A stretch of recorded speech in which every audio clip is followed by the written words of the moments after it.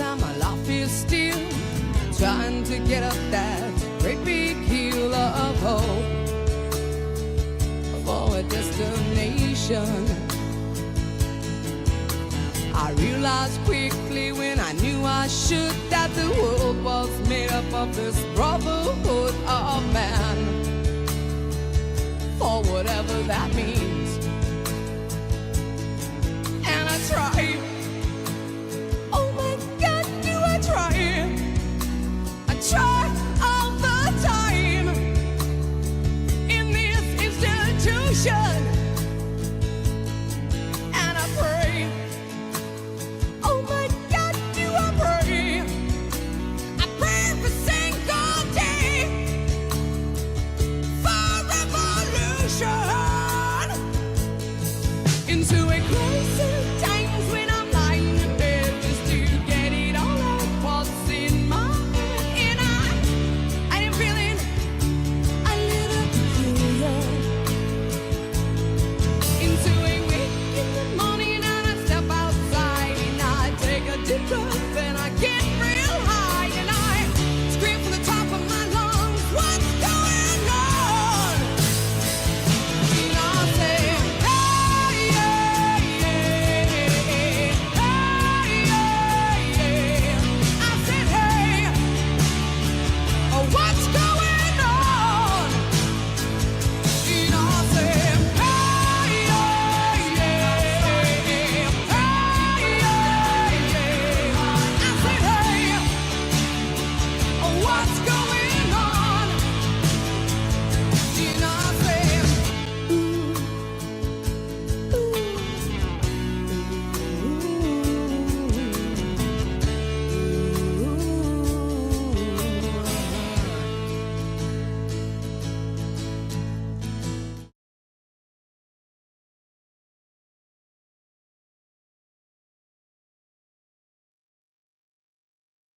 Well, good evening and welcome back to Scuttlebutt Lodge and another episode of Canada, a User's Guide and Owner's Manual.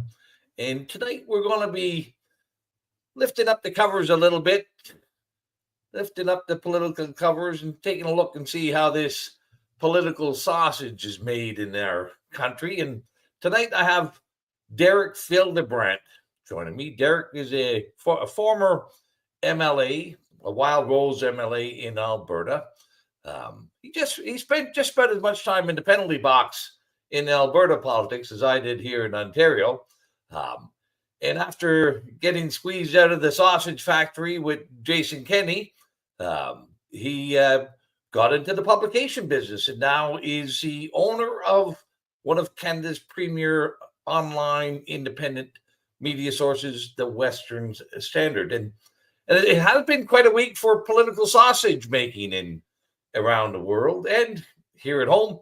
In the last week, we finally got a ceasefire between Israel and Lebanon, only to have the very same night that a ceasefire was called in Lebanon, that a new war started up in Syria. And then, of course, we've had Trump has said to Canada and Mexico, if you don't close up your borders, we're going to put on a 25% tariff on your goods. And of course, hundreds of thousands of Canadians have been yelling for the same thing for quite many years. But Trudeau ended up jumping on the plane and going down to see Trump at Mar-a-Lago pretty quick as soon as the Dawn made the command from Mar-a-Lago. So good to see Justin maybe taking some direction from Mr. Trump, although he doesn't take much direction from us right at the moment. Anyway, join with us tonight as Derek Fildebrandt joins us on Canada, a User's Guide and Owner's Manual. Welcome to another episode of Canada, a User's Guide and Owner's Manual. This week, we have Derek Fildebrandt joining us on the show. Derek was a long-time Alberta MLA. He was with the Wild Rose Party and then was instrumental in merging of the wild rose with the Conservative Party to form the UCP under Jason Kenney. As a result of Derek's good efforts in the Alberta legislature, Jason Kenney put the squeeze to him, and out he went. Derek is now the publisher of one of Canada's great independent media platforms, the Western Standard. So join us this Monday at 8 p.m. Eastern as Derek and I get together to talk and lift the covers of this political machine and see how they make the sausage that nobody wants to know about. See you then.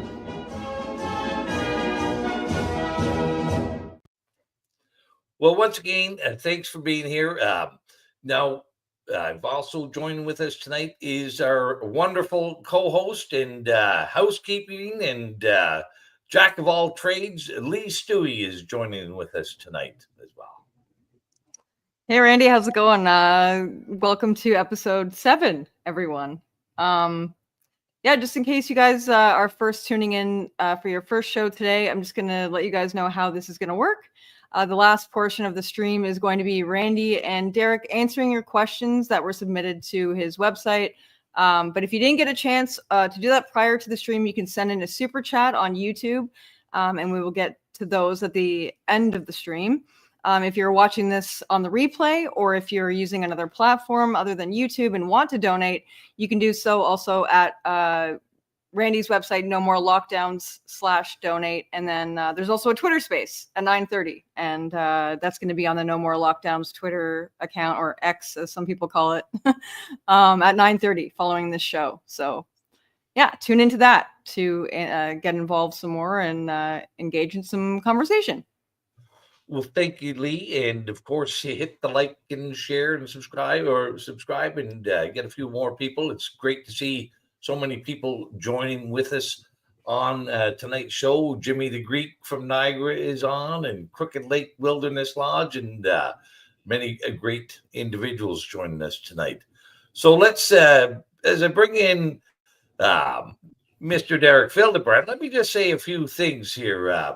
Before Derek's got a good pedigree in politics. Even before politics, he was quite critical of the Conservative Party in Alberta at the time. He was also head of the Canadian Taxpayer Federation in Alberta, and the Conservative parties don't always act conservatively. So Derek was pointing out a few of those inconsistencies. But let's bring Derek on to the show, and thank you very much for joining us, Derek. My pleasure. It's good to see you again, Randy. Good to see you. It's been a little while. I think last time I saw you was in the last 2021 federal election. We were out having some good Alberta beef. Oh, you were in Strathmore. It was in my old constituency. That's a town east of, for those from outside of Alberta, that's a little town east of Calgary. I used to represent in the Alberta legislature, and yeah, you were coming through on Maxime Bernier's tour, and I brought a bunch of my stuff to cover the event there. I did not expect to see an old Ottawa Valley boy like you there, and it's a dirty secret. I'm a refugee from Ontario, but I'm from a good part of Ontario, the Ottawa Valley, which to those in Alberta, I just want to assure you, has very little to do with Ottawa. If Alberta's ever its own country, I'm petitioning that the Ottawa Valley gets to come along with us as one of our provinces. I think there's much in common between the Ottawa Valley and the people in the Ottawa Valley and people in Alberta. And I've known Derek for some time, back in his what do we call it? University days. One of your sons, Russell, and I, we came up through university together. So right on. So Derek, you started off being very critical of the Conservatives back in your days with the Taxpayer Federation, but then you decided to join the swamp. Well, people, everybody knows that mainstream conservative parties often act unconservative, and there's a lot of reasons for that. Sometimes it's just simple political calculus and pragmatism. half a loaf versus a whole loaf kind of thing. I can get that. But, a lot of people from outside Alberta would have a hard time appreciating how utterly morally and literally corrupt the progressive conservative dynasty had become in Alberta. It had been in power for just about 44 years before it was finally defeated and thrown from power. And it always had a conservative wing to it, even at its worst. Sometimes the conservative wing was dominant, like under Ralph Klein, particularly in the first 2/3 of his time as Premier of Alberta. But in its latter years, it had become a thoroughly progressivist party with a minority conservative wing. And it was time for it to go. And I had been a pretty strong critic of it. My post, the Canadian Taxpayers Federation in Alberta. Danielle Smith is the Premier of Alberta now, and I think overall, on balance, doing a pretty good job. But she had earlier been the leader of the Wild Rose Party, and it's the strongest critic of the progressive conservatives and the need for new government in Alberta. But she had, I can say, politely say, a moment of weakness. And there was a very long story short, 2/3 of the Wild Rose caucus, which had become the official opposition, challenging the progressive conservatives for power, they defected to the progressive conservatives. And I lost my mind, quit my job, and ran for a seat to take out one of the defectors in the election that came after that. In that election, 2015, every single one of the floor crossers, so 2/3 of the official opposition caucus. So just for context, imagine 2/3 of the Conservative Party of Canada caucus quitting the Conservative Party and joining the Liberals. Yeah. That is equivalent to what happened. And so imagine Pierre Poilievre then sitting as a backbencher under Justin Trudeau. That it is literally that crazy what had happened. It was just absolutely nuts. So I went nuts, quit my job, ran, won a seat for the Wild Rose. Every single one of the defectors was defeated. The progressive conservatives were defeated, but the Wild Rose Party itself had been very thoroughly weakened by its leader and 2/3 of the caucus, the entire front bench almost defecting to the PCs. And so the NDP ended up getting elected. And, for the first at least year after getting elected, I hated the PCs more than the NDP. I wanted a reckoning for the corruption that had happened morally, politically, financially. But then eventually, I think I matured a bit and came to see that there were some good people still left of the PC party. The Conservatives had become the less dominant wing of the party, but that if we could at least bring that conservative wing of the Progressive Conservative Party together with the Wild Rose, we could build a coalition. And it was a rough road getting there, but we eventually did, and we got the United Conservative Party out of it. But I may have forgiven the Progressive Conservative Party, but there were certain elements of the Progressive Conservative Party that's certainly not forgiven me. No, and I think just for that was I think Prentice was the first leader of the PCs when you were in opposition, or was that Redfern? No. So Redford was the Premier of Alberta for much of the time that I was leading the Canadian Taxpayers Federation in Alberta. And then Prentice took over when she fell. Her premiership collapsed. They replaced her with Prentice. And under Prentice, that's when Danielle Smith and 2/3 of the Wild Rose quit their job in opposition and joined the government. Then he called a snap election to try and take us unprepared, because we literally lost our leader in most of the caucus. And so he thought he'd take advantage of calling an early election. At that point, Albertans just said, enough is enough. We don't care who we're electing, just not you. And as a result, we got the NDP. So, by the time I was elected, Rachel Notley was the Premier when I was elected, the NDP. And the PCs were led on an interim basis by Rick McKay for one of their MLAs. A good point that you made there before is that you said you despise the Conservatives even more so than the NDP for a period of time, and I would say that's because there wasn't much difference between what the NDP stood for and what the Conservatives were acting in, as well as a little bit of a sense of betrayal as well to Not Well, just it was more personal, because especially after the floor crossing, because that we saw that as dirty pool. We saw it as just morally corrupt, that they would try to bribe their opposition out of existence. You got to people got to understand, the Alberta NDP prior to becoming the government in 2015 effectively almost didn't exist. It was a fringe party. It normally had between 1 and 4 MLAs in a given election. They were the fourth place party until the giant floor crossing debacle that melted down the PC and Wild Rose parties in December of 2014. The NDP was not a serious force. It almost never polled above 10 or 12%. It was only after this giant explosion in Alberta politics and the Wild Rose ceased to be seen as the government waiting that people said, well, fine, we're voting for somebody. And then there was Rachel Notley. She was the fresh new NDP leader, and she came across well, and so people went for it. There were still differences between the PCs and the NDP, but not that big. But I got to say, even I didn't. The NDP was thought of better, even by myself at the time, at least, because the NDP, while they were crazy, we saw them as at least having principles. They stood for something, even if that thing was a bit crazy. We never thought they'd really act on it. Like, come on, it's Alberta. You can't do something that crazy. But they stood for something, whereas the Progressive Conservative Party, at least in its latter years in Alberta, stood for nothing but power. So in a weird way, even people like myself on the libertarian right, we at least had more respect for the NDP. Right. So how do you think the political parties put the screws, so to speak, to politicians who aren't playing ball? And I'm wondering if you have experience with this as well.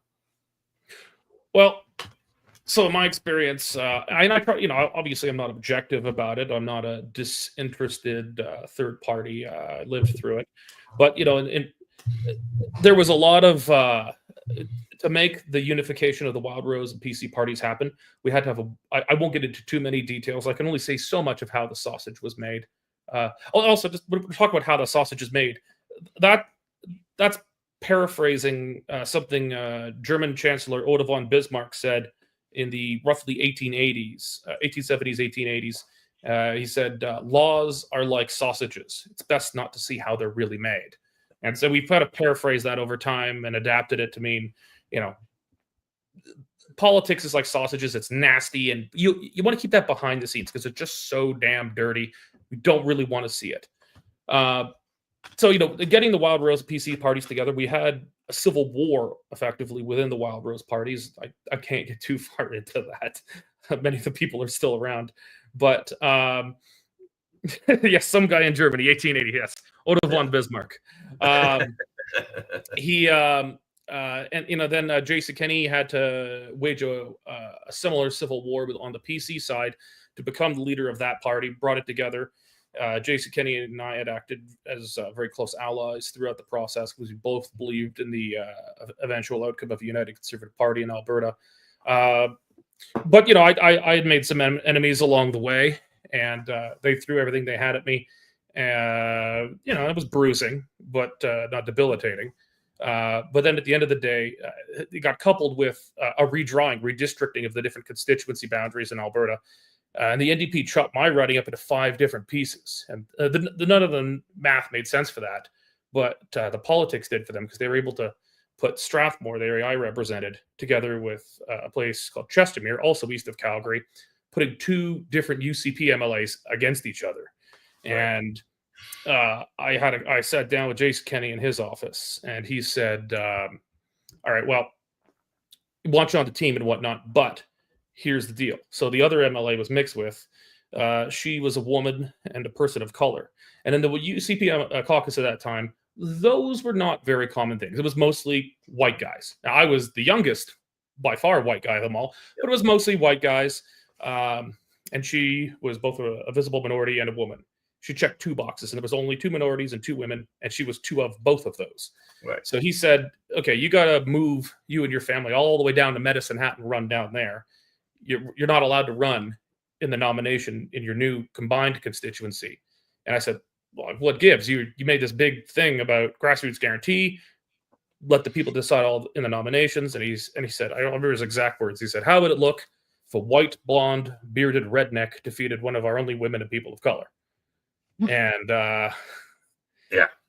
I just kind of swallowed, nodded politely, and in my head said, "Are we allowed to swear on your show?"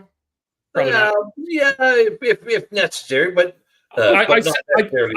in my head, I didn't say out loud. In my head, I said, "Fuddle duddle, I'm done with this," and that was the last time we spoke, and the end of that, and it was the end of my time trying to play nice with the United Conservative Party. I So that broke was- off from there. But just for people just to emphasize here, so here you and Jason Kenney are working together.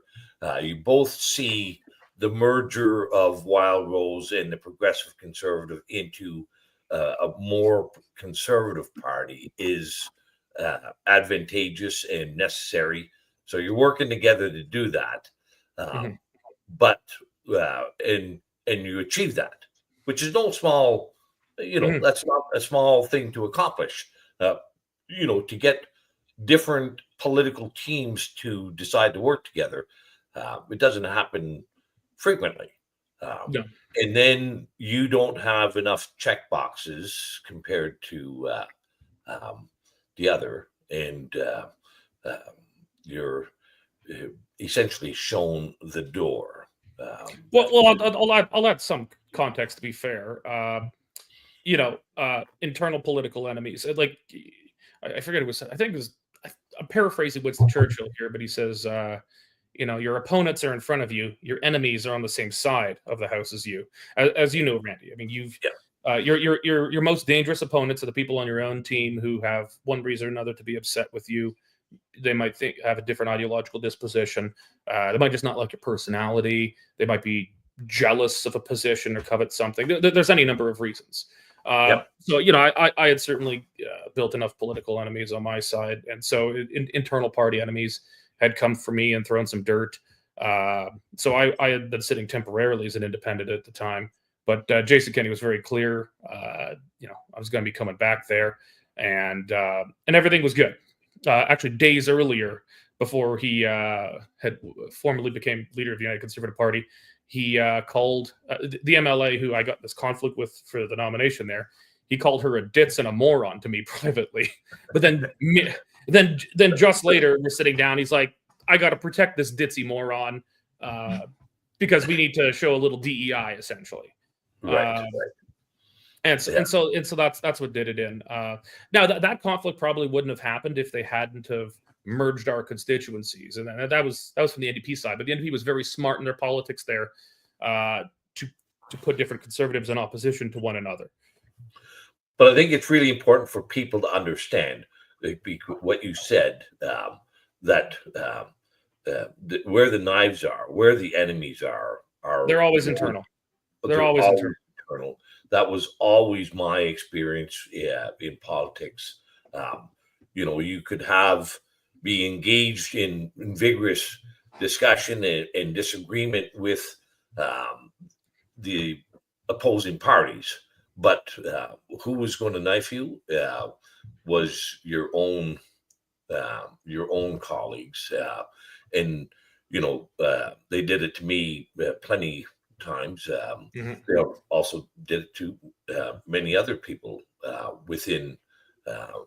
I had a good colleague, Michael Harris, got the HEFO while I was there. Peter Sherman was another one that got the HEFO, and basically anybody that had some conviction or had some principles is going to create some animosity and enemies within their own caucuses, and that's who's going to put the screws to you and get you out. So, So, Derek, what do you think of newer populist parties like the Wild Rose merging with establishment parties? Do you think it's a good or a bad thing? I'll give you the cop-out answer, but I'll try to give you a real substantive follow-up to it. It depends on the situation. It depends on the context. So I talked about the floor crossing that happened that actually got me into politics. That was not a merger. That was one party doing a dirty backroom deal to just try and take over another. And it ended up blowing both of them up because it just clearly looked as corrupt as it really was. That was a rare time where people saw how the sausage was made because it was just so public. There was no way to hide it. Everybody saw it. Everybody was repulsed by it. And they spit it out. And we just ended up electing bloody socialists in Alberta. There are times where it makes sense. I thought it made sense to bring the Wild Rose, the Progressive Conservative parties together, particularly if, one, to defeat the NDP. That was just such a necessity in Alberta. But I wasn't willing to just replace it with anything for the sake of it. It had to be something proper and durable. It quickly became apparent to me after the merger and Jason Kenney had won that it was seriously problematic. One of the problems was that when the party was created, it did not have a founding convention first to have its constitution made and then elect a leader. Because once you have a leader but no party constitution, that leader is going to write the constitution themselves to suit their own ends and hyper-centralize power. And that's exactly what happened with the United Conservative Party. So it had a kind of original sin where it elected Jason Kenney, and Jason Kenney essentially got to write the constitution. It was hyper-centralized. He controlled the nominations. So who's a candidate, who's not. So if you speak up against him in caucus, well, he can get rid of you and just not sign your nomination papers. Well, good luck running as an independent or for a small independent party. Both Randy and I have gone on those glorious suicidal kamikaze runs, and they're all fun, but they never work, really. The last time Alberta elected independent provincially was in like 1980. I wasn't even born the last time it happened. So obviously it didn't happen when I tried it. But sorry, I'll try to bring it back around to Leah's question. But then eventually the party, as we got into COVID and whatnot, and Kenney started enacting serious authoritarian measures during COVID, the members started to revolt. There was the independence movement brewing at the same time, also creating unrest in the party. You had a revolt in the party, and the members changed the constitution and essentially gave themselves the right to recall the leader. They fired Jason Kenney and brought in Danielle Smith. Now, while Jason Kenney was the leader of the UCP, not that long after we parted ways, I came to believe at that time that the merger of these parties had been an error, that, maybe something like a permanent coalition of parties might have been a preferable outcome rather than a formal merger. And conservative parties do this in several countries. In Australia, you have the Liberal Party, which is not really a liberal party. It's a center-right conservative party there. The left party is called the Labour Party. Then you have the Liberal Party, which is the moderate center-right conservative party. They run in the big cities, and something called the National Party that runs in the rural areas, and it's more right-wing. In Britain, you have the Conservative Party in most of Britain, but in Northern Ireland, you have the Ulster Unionists who run instead of the Conservatives, and they're kind of in coalition together when they need each other. In Germany, you have the Christian Democratic Union, which is nominally at least the center-right conservative party. It stopped being so under Angela Merkel, but historically it was. They run everywhere except for Bavaria, which is a bit culturally distinct and is generally considered a bit more conservative than the rest of Germany, where you have a sister party, the Christian Social Union. So I started thinking maybe this was a better idea for Alberta, that, the progressive conservatives run in Edmonton and downtown Calgary, Wild Rose should run elsewhere, that maybe we should undo the marriage, but there was no undoing it. But then in time, Kenney was ousted and democracy happened.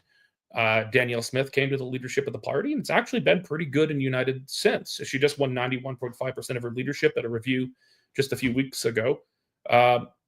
So in the end, I went from believing it was a good idea to believing it was a bad idea to believing it was a good idea again. So when I say it really depends on the circumstance, it also might just depend on what side of the bed I wake up on. But, you gave a good little history lesson, and I think it's important because you were just revealing, like, in the UK, you'll have the SNP, you'll have the Ulster Party, you'll have various parties that will work together,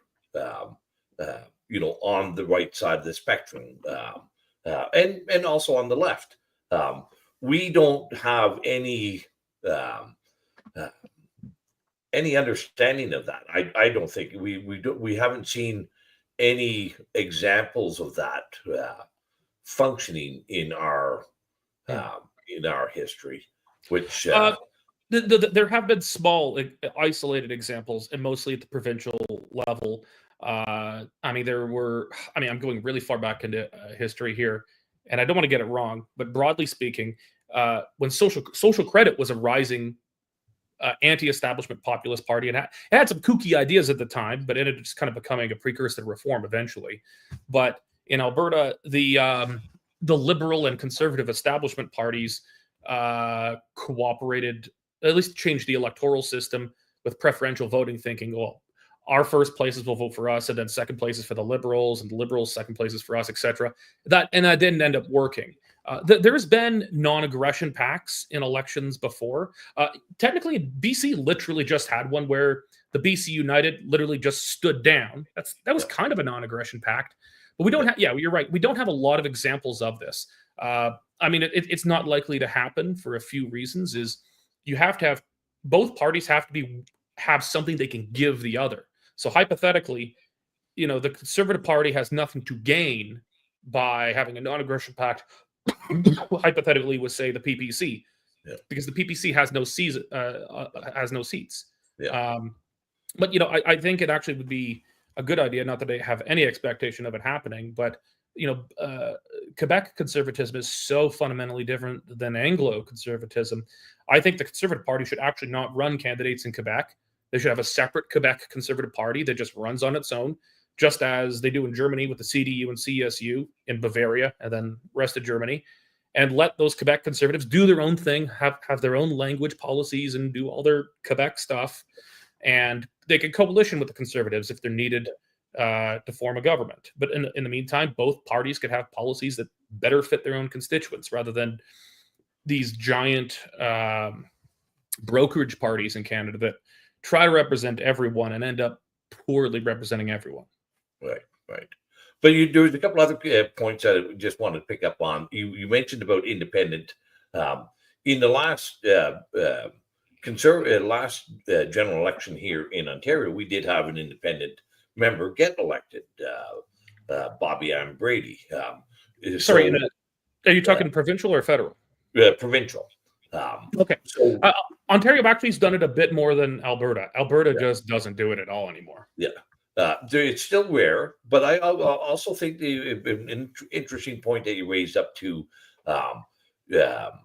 just restate again is the NDP was a fringe party for its entire existence in Alberta.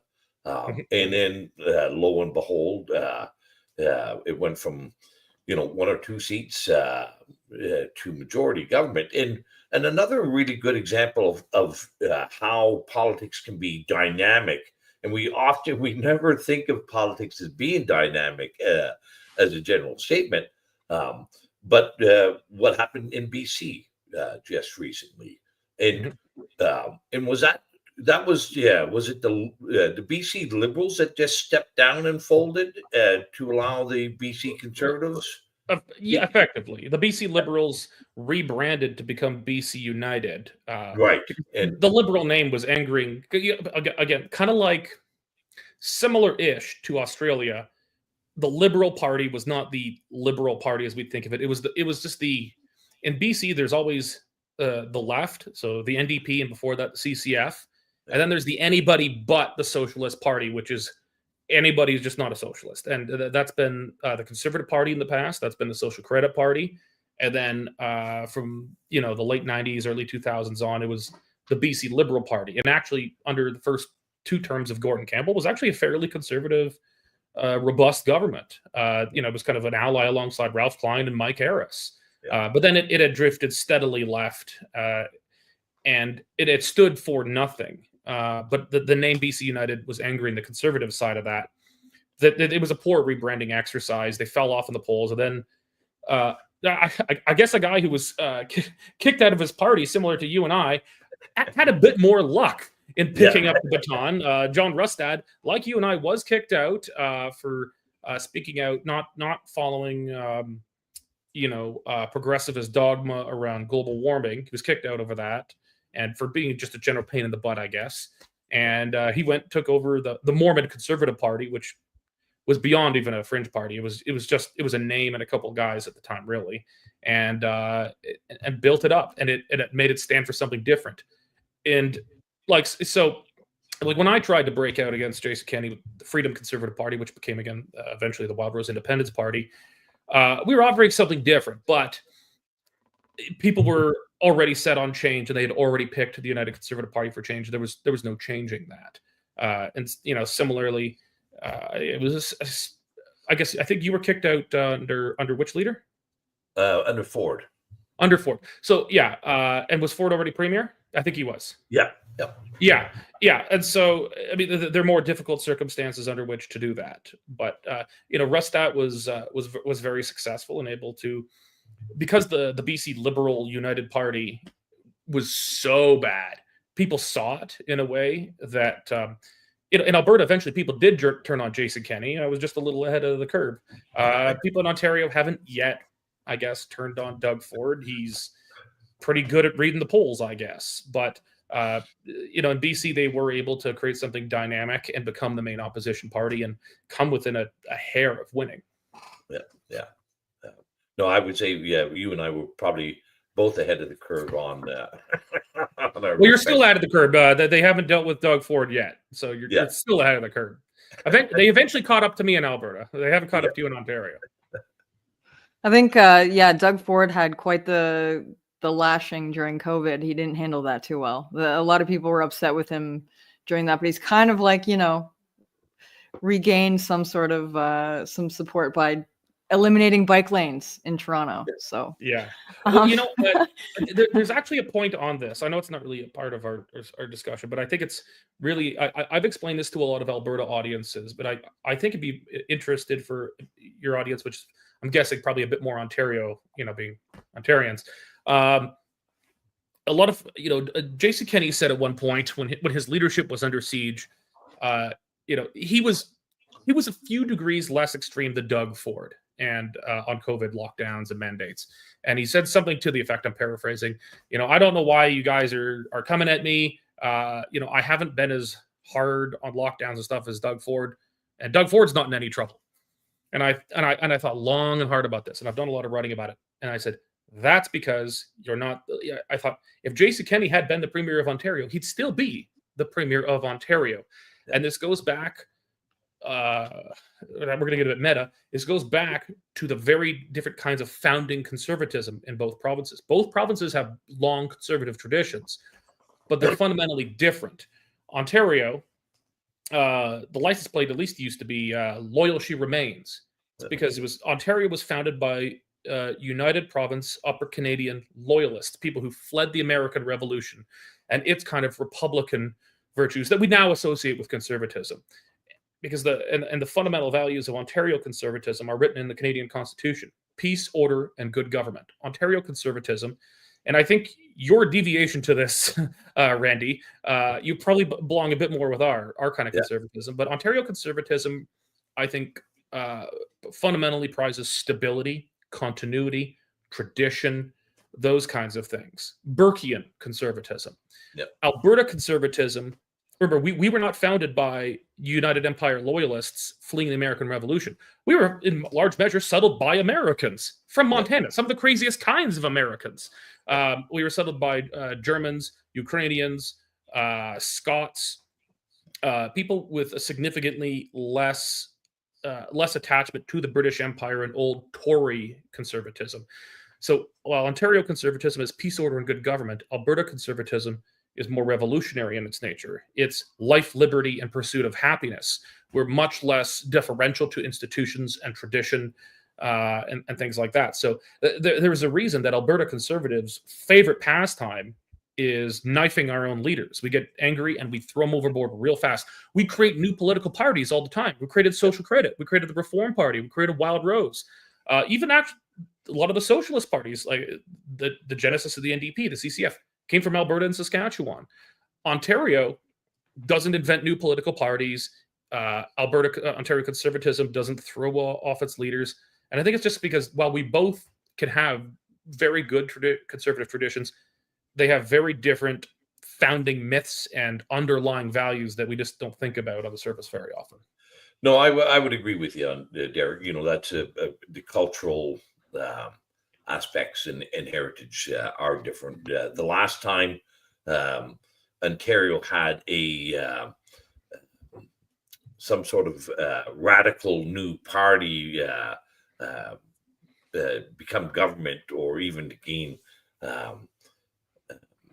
substantive tracking, and they did win government. It was the United Farmers Party in, I think, 1919. Which was started in Alberta.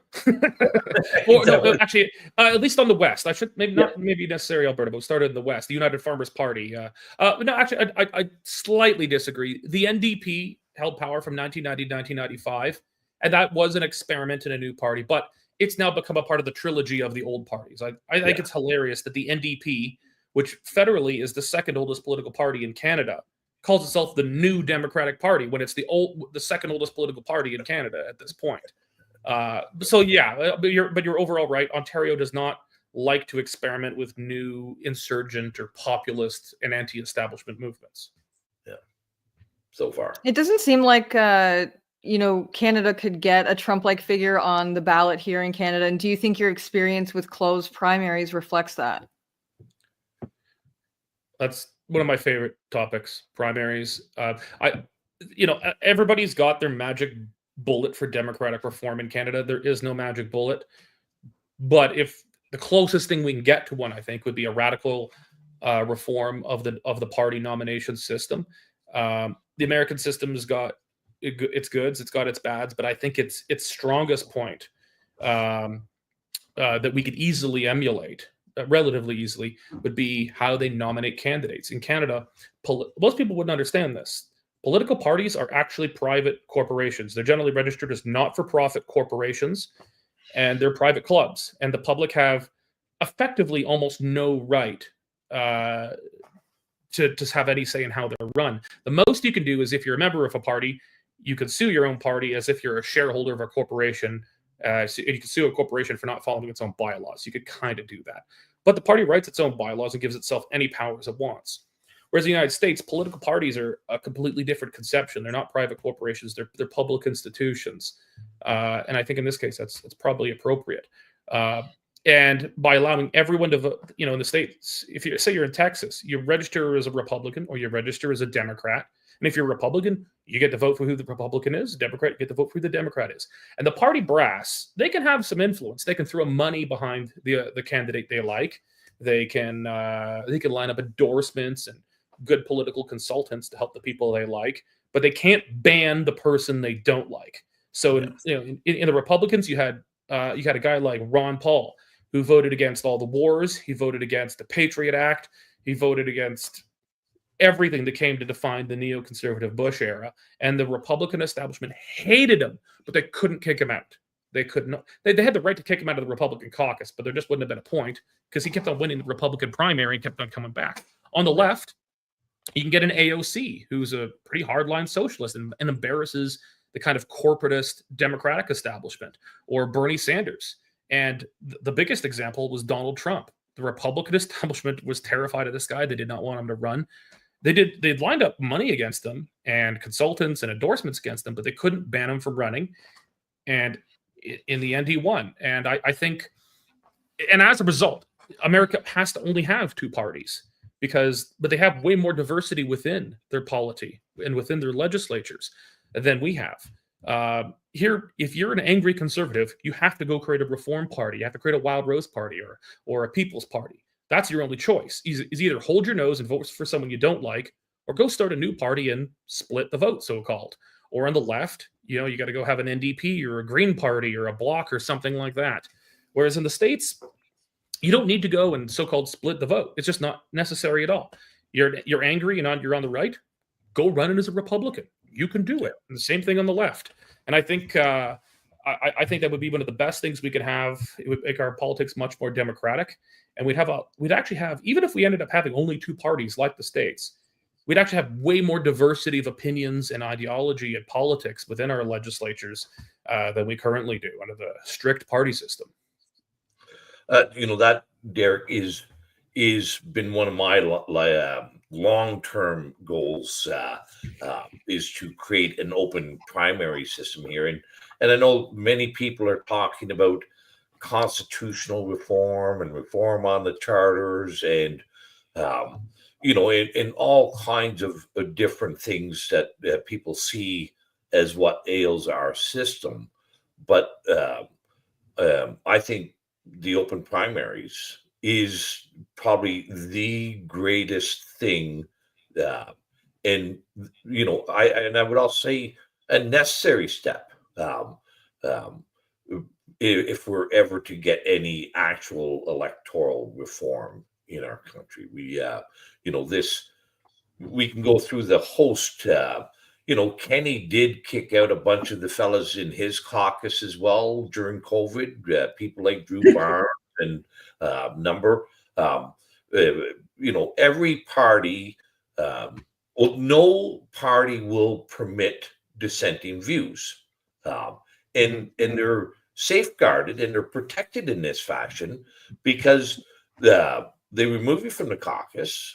They will not allow you to run as a candidate in their party again, and not even the riding association can't even do anything effective in this fashion because the party ultimately owns the riding association and can disband it and seize their bank account. So the candidates, the riding associations, are all captured by the leader of the party with that closed nomination process. I don't know if was there any discussion in your time at the legislature, or is there any discussion going on, as far as you know, in Alberta about having an open primary system in Alberta? No, it's not really on the agenda. Maybe I should consider penning a few pieces to try to get it on the agenda. But you referred Jason Kenney kicked some guys out during COVID. I remember that quite distinctly because it was the first time I'm aware of in Canadian history where a confidential caucus meeting was live blogged. I was live blogging at Jason Kenney thought he got rid of me, but I was still in his caucus room the whole time. People were leaking to me every single word he was saying during caucus meetings. And we live blogged it live as he was trying to kick these two dissident UCP MLAs out of his caucus. And it proved to be quite politically painful. In the end, UCP MLA members amended their constitution, as I mentioned earlier, essentially gave them the right to recall a leader, and they fired Jason Kenney. And one of those MLAs both of them got invited back. One of them actually came back. The other one just kind of retired. But no, there's not a lot of talk about it. There was just before Jason Kenney went down, he started calling snap nomination meetings to get some of his loyalists nominated before he was gone because he wanted to protect them while he still could, so that they could focus on his leadership campaign. Once he was gone, a lot of UCP members in those constituencies wanted to have real open nominations because Jason Kenney or his people had disqualified challengers to his key allies in caucus. They just disqualified him, said, "You're not allowed to run," effectively protecting his guys. But Danielle Smith I think she very much wanted to have open nominations, at least under the current process in those areas. But the party brass still held a lot of weight, and that wasn't able to happen. I think most UCP MLAs, most conservative people in Alberta, probably even nationally, would like something like this. I'm just not under any... I don't have a lot of hope that it'll happen because this would desperately weaken the power of leaders and party brass to control the politicians. There's a lot of ways to control a caucus. You can give promotions to cabinet and committees. There's all sorts of things. You can get literally... A lot of people don't understand how important having a good seat in the legislature is. People will kill for a good front row seat rather than being up in the nosebleeds. There's a lot of things you can do to exert influence and power. The single biggest one they have is the nomination process. You get too far out of line, the leader just doesn't sign your papers, and you're not allowed to run. If we took that power away from leaders, it would do a lot to help what ails the democratic process in Canada. But that's why it's not going to happen. is the leaders just have too much at stake. If they lost that power, every single leader of every single party would become a lot weaker relative to the members of the party and to the members of their caucuses. And so, I bet you a lot of MPs, MLAs, MPPs would like it, but their leaders are just not going to let it happen. Yeah, well, there are, I would say, in my experience, I try to push the concept of open primaries. And just for the audience, as Derek said here, our parties run the nomination process. And not to get too fine a detail, because there's different systems in each of the American states, but that process is taken away from the political party itself, and the state electoral commission or some other body like that runs the nomination process. So the party can't just disqualify you, can't just remove you, and same with, it's not just the leader, but the as you call them, the party brass. I often call them the palace guard, or the backroom boys that would orchestrate the removal of members. But if we want to get a Trump style candidate and keep them, that's what we need to have, is an open primary system. Well, I just to play devil's advocate with what we both support here, sometimes it's ugly and you don't get a good result. We'll recall the midterm elections during President Trump's first term. A gentleman, I don't recall his name, he won the Republican primary, I think, in Alabama. And he was a very troubled individual who had a habit of... I don't want to get it right and get sued by this guy, but let's just say he had some very bad stuff happen with very, very young women that I think was even illegal. That was Matt Gaetz. No. That's another guy. That's another Republican. Oh, okay. Yeah, no, because he just had controversy as well. Yeah, that just happened now. This guy won the senatorial nomination in Alabama. Now, voters in Alabama, the deepest of deep red states, actually grudgingly elected the Democrat here. They tossed that Democrat out as soon as that guy was gone. But in that case, the Republicans just didn't want him. He was a bad guy. And they said, if this guy wins the election, he will not sit with the Republican caucus. But the voters had every right to make this guy the Republican candidate, but the Republican senatorial caucus had the right to decide if he sits with them or not. And they decided this guy, and I think they were right. They said, this guy is beyond the pale. He just is not going to sit with us if he's elected. So sometimes open primaries for your own party, you can get a bad dude. And I also remember Republican primaries elected neocon warmongers for decades. Yeah. I mean, we had 2 terms of Bush. You had Romney, guys like this. They very often don't yield the results you want. So, I mean, it's a double-edged sword, but at the very least, people who support a party are going to, on aggregate, the person they want, rather than just the person that the party insiders at the top want. So I think I want to kind of talk about the Western Standard, and so independent media like the Western Standard can cover political and cultural issues in a way that mainstream media can't. The mainstream media has lost sight of its role in the fourth estate. In your view, has the independent media begun filling the vacuum as the fourth estate? I think we've already filled it. Now, how we're defining media, how we're defining mainstream media, alternative media, social media, these are all nebulous. The big 6, basically. Yeah.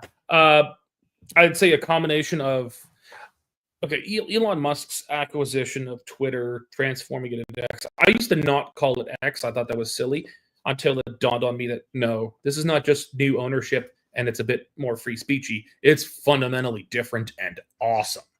So now I've actually started to call it X now, because it's a different platform than it was. It's done a ton to displace the old legacy media, but the legacy media was already effectively dead by the time that happened. Independent media is, we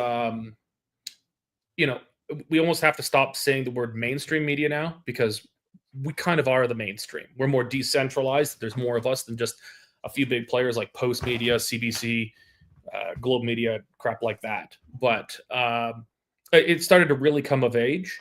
There was a great blossoming of independent media in Canada. We were part of, I think, that phase. We came around in 2019. It had begun.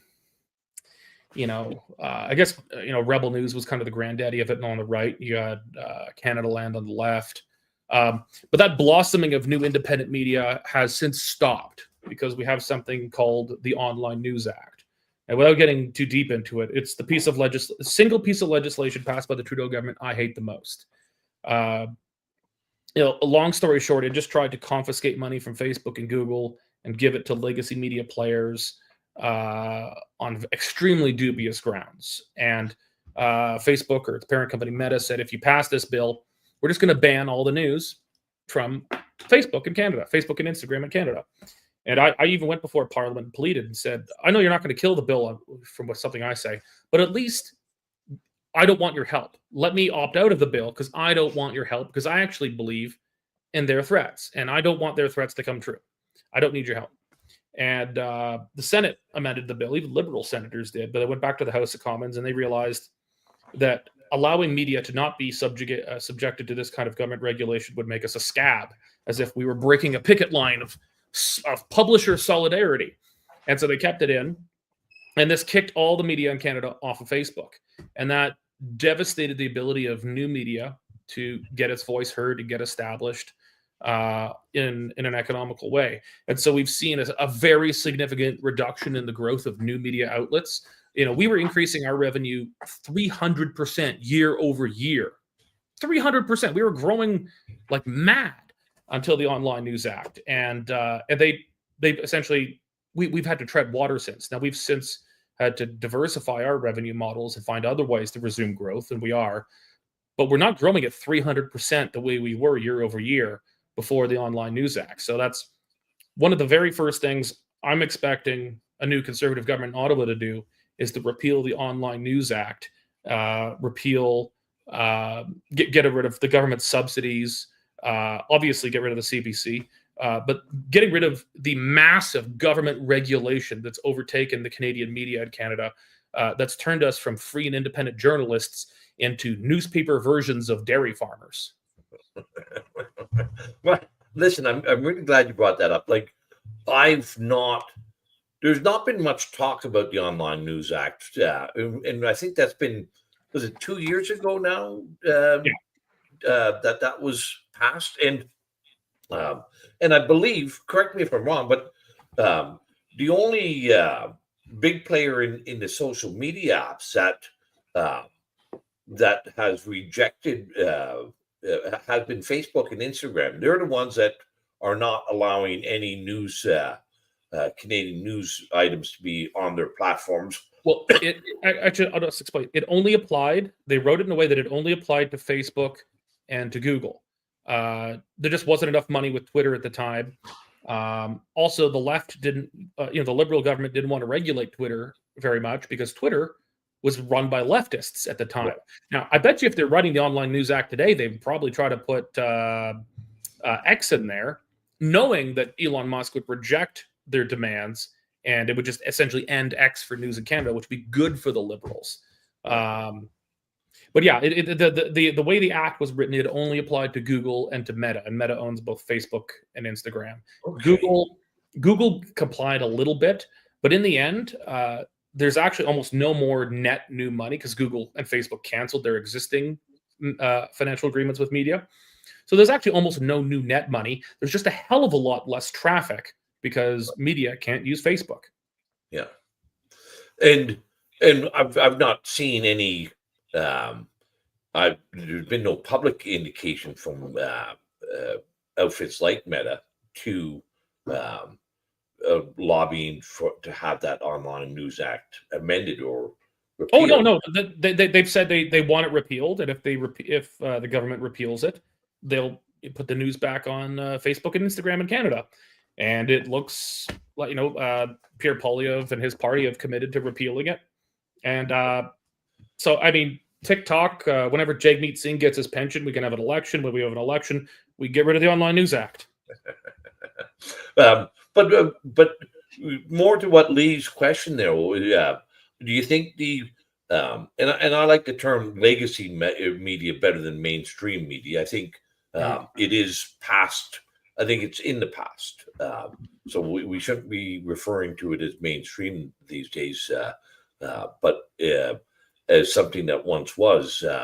But their role, the freedom of the press, was so highly regarded and respected and protected as their role as the fourth estate. Do you see that independent media can do that role adequately, and are they there yet, or not quite yet?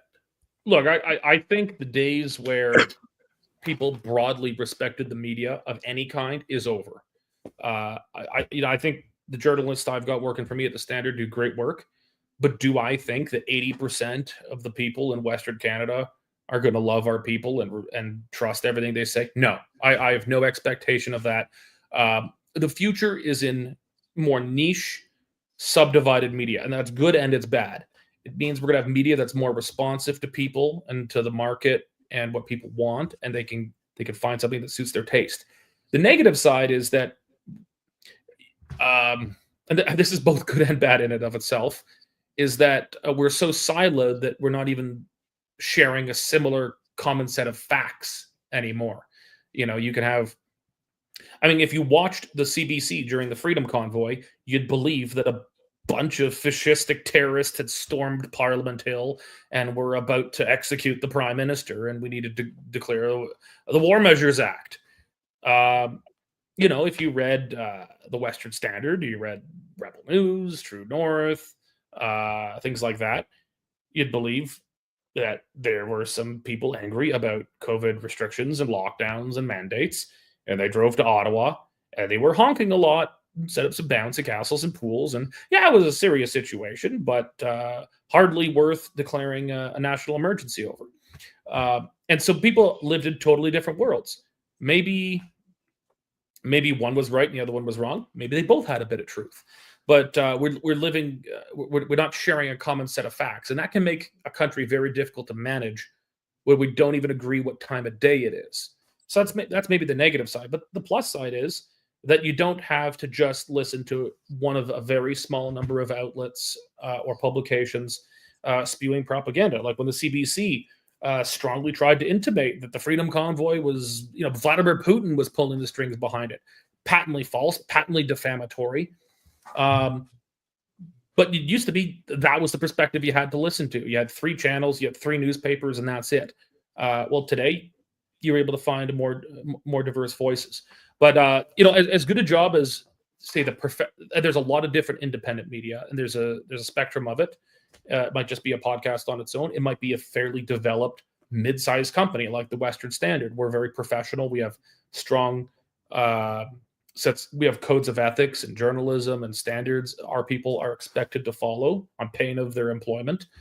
But we're never going to have a monopoly ourselves on the media the way the old legacy guys did. That's gone, and it's very unlikely to ever come back in our lifetimes. And you're finding new ways to replace that growth that isn't there now, and I suspect that all the other media, independent media, are facing similar sort of. Well, yeah, we have to work twice as hard for half the money. We're also at a huge competitive disadvantage because we don't take Trudeau's federal media bailout subsidies. As far as I know, we are the only media outlet in Canada that's been officially cleared to accept to get those subsidies. We applied for fun just to see what they would say. To my surprise, they said we could have them, and then they asked if they could help me fill out the forms to get all the free taxpayers' money. And I said, no, I was just joking. Thanks a lot. They were a bit upset with me when I did that. But essentially, there's a lot of different subsidies, and it works out to roughly 40 to 50% of the salary of every journalist in Canada is now paid for by Trudeau. Yeah. and that's extremely dangerous. It's beyond dangerous. It's utterly corrupting to the bone for the independence and credibility of the media. Even if the federal government wasn't exerting any influence, the perception of it would corrode trust in the media, and they are exerting it. There was one British Columbia Liberal member of Parliament who commented on a Post media column, I think from the National Post, that was critical of the Liberals, and he said something, I'm going to paraphrase him, to the effect of, if it wasn't for us, your newspaper would be out of business. Wink, wink, be ashamed if anything were to happen to your job. So, the Liberals make no bones of this, that they expect the media to toe the line, and some do more than others. But even if there was no influence being exerted on media here, the perception of it is corrupting, and it needs to end. And the very clear objective of the federal government's regulation, control, financial and legal and otherwise, of the media in Canada is to try and prop up the old legacy media players. Even though Post media is, at least parts of Post media, like National Post Opinion, is critical of the Liberals, it's a part of the price of propping up the rest of the legacy media, which tends to be much more supportive of the Liberals. And the Liberals are desperate to try and save that. But at this point, it's like trying to save the light bulb. Sorry, it's like trying to save the candle, 100 years after the light bulb's been invented. You can't put that tooth back in the toothpaste at this point. They can't save it, but they're desperately doing everything they can. And the legacy media, they know it. You talk to all the editors, publishers in the legacy media right now. They know Armageddon is coming, that there's going to be a change in the federal government within 12 months. And when that happens, the subsidies are gone. The Online News Act is gone. Regulation of it is probably, at least for the most part, gone. And most of their jobs are gone. Yeah. So we are reaching the last portion of the stream. I just want to remind anyone, if they have any questions for Derek or Randy, to please submit them into the YouTube chat with a super chat, and we'll get to those at the very end. And I think the last question I have for you, Derek, is, do you think starting an independent provincial party like Wild Rose is an effective solution to change the political dynamic in the future? Well, I have to answer that similar to the similar question you asked earlier about, should you merge? Well, should you start your own party and break out? It really depends on the situation. We have a first past the post or plurality-based electoral system. And well, I don't believe there is such a thing as splitting of the vote. I also do believe there is such a thing as splitting the vote, and it depends on the circumstance. If you're, we'll speak from the right in general as an example, but this is equally applicable to the left. If the mainstream center-right party, it's never going to be good enough for a guy like me. It's probably never going to be good enough for a guy like Randy, and I'm guessing yourself as well. I don't know you, but I'm guessing you'd have a similar disposition. It's never going to be good, great, but is it good enough for you to take the step of creating an insurgent, anti-establishment party on the right or the left? The incumbent party needs to be true and welly hopelessly screwed. I really did not think the United Conservative Party in Alberta could be saved. I was wrong about that. The party I'd founded after partying with Jason Kenney, the Freedom Conservative Party, had merged with the Wexit Party, an independence party, creating the Wild Rose Independence Party. And in quite a few polls, it got up to 18 or 20%. It was literally almost catching the United Conservative Party in the polls as the UCP was collapsing under Jason Kenney. And I was of the opinion for probably a good 2 years after Jason Kenney got elected that the United Conservative Party had probably been a mistake, that we should probably work with the traditional progressive conservatives, but on the basis we discussed earlier of more of a non-compete, but that we probably do need a distinctively more Wild Rose party in Alberta. But the party, to my surprise, reformed itself. It threw out its leader and elected someone that I think was significantly more in line with the hopes and aspirations and political views of the majority of Albertans, which is Danielle Smith. Now, maybe she'll go off the rails at some point and suffer a similar fate. I don't know. But creating a rival party on the right is a very dangerous thing to do. At times when it is necessary, the Reform Party of Canada was necessary, but its merger with the Progressive Conservatives, the Conservative Party of Canada, also became necessary.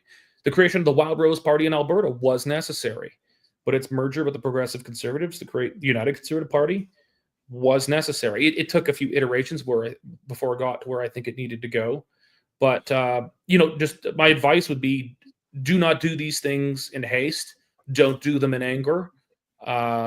They have to be done after you have exhausted all other reasonable options. And then even after you've done it, sometimes you need to swallow your pride and make peace with that old enemy if it's necessary. Well, I think I would disagree a little bit. I think where there's really an unfulfilled marketplace, and I think you described it well. People on our side of the fence, the mainstream Conservative Party is seldom is it even good enough, right? But we, and I think Reform was a good model. Had they stayed as a Western based, that's a different conversation, and I think I know where you're going, and I think I agree.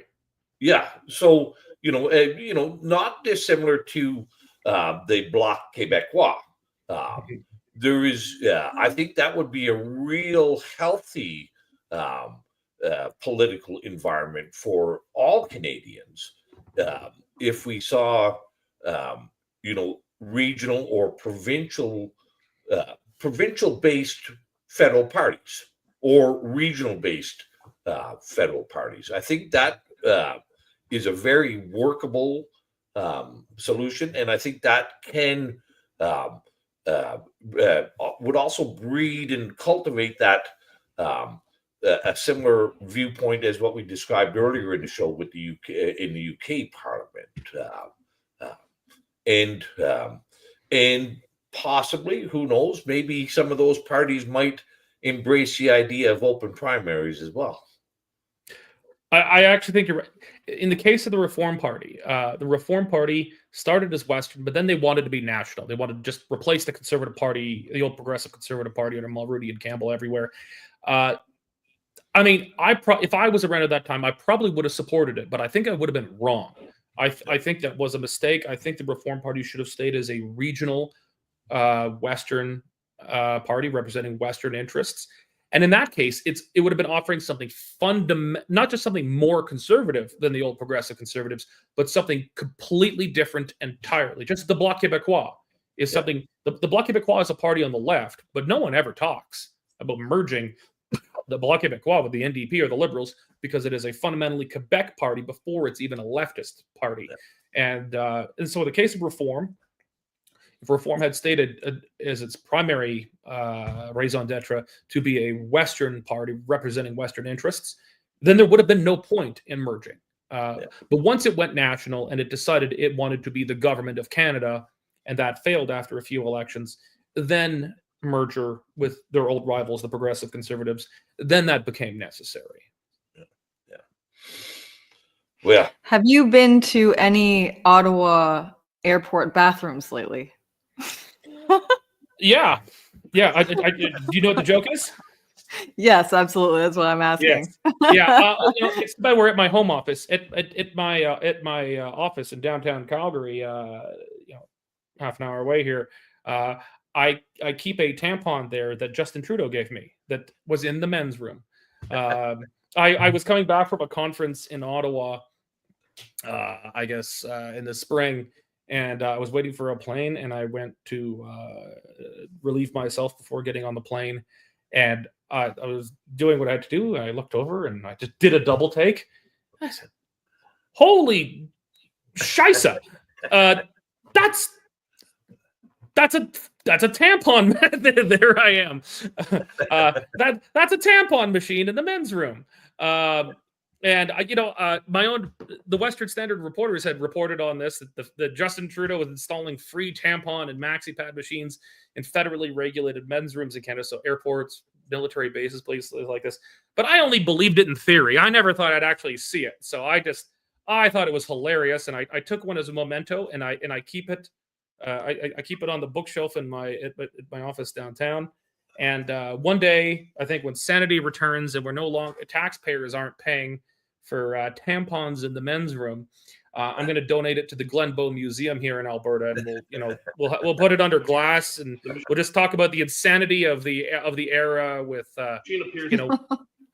yeah. Well, it'd just be emblematic of the insanity of the period that I think we're emerging from right now, as people start to get their brains back. You think we're emerging from the sanity, Derek, and truly? I do. I do. 2024, all of 2024 has just had a different feeling. For I don't know, when you want to start the woke era, there's a lot of different points you can put it at, but whatever, it's 10, 15 years, whenever it was. The extreme progressivist left have imposed a false consensus by fear. We're going to cancel you. We're going to call you a Nazi. We're going to call you all these things, and we're going to destroy your life. And it's been oppressive, not just to people on the right, but genuine liberals. Think of guys like Bill Maher. He is a liberal. He's a center-left liberal. And guys like him eventually just have had enough. And people have been kind of throwing off the shackles of this. People have been getting more free. Elon Musk's acquisition of Twitter, transforming it into X, I think we're going to look back as a watershed moment, possibly in human history, for free speech and liberty. Donald Trump, his election means a lot of different things, but I think it was a fundamental rejection of identity politics, race, sex, and gender-based politics. I think it's happening here. People are just sick of it. They're done with it. You cannot simply point at someone and say racist anymore and end their careers. That's over. And the pendulum will probably swing back at some point. But I think the left is going to need to find a new playbook. They're going to have to find new sets of issues, because I think they've fundamentally lost right across Western civilization. And it's just getting good now. Well, listen, we're going to have to leave. We have a Twitter space to get onto. Are you going to be joining on the Twitter on the X space? I guess I shouldn't say Twitter space. It's 9:20 where you are, but it's 7:20 where I am, and I've got some hungry kids I have to attend to. So unfortunately not, but I'm grateful. I've enjoyed the time with you, Randy, and it was nice to meet you, Leah. Yeah. You too. Thank you so much. Yeah. It's been a pleasure. I hope you enjoyed it. And for those, before we say good night and jump on X, Lee, anything else you need to add in, or? Don't forget to hit the like button. Share this, helps with the algorithm. So yeah, on your way out, don't forget to hit the like. That's about it for me. And if you want to join me at Scuttlebutt Lodge, there's a go to nomorlockdowns.ca if you want to spend a little time this winter or spring or summer or whatever. And of course, for the complete uncensored and unfiltered, join us on our Substack channel as well. Thank you all for being on Canada, a User's Guide and Owner's Manual tonight.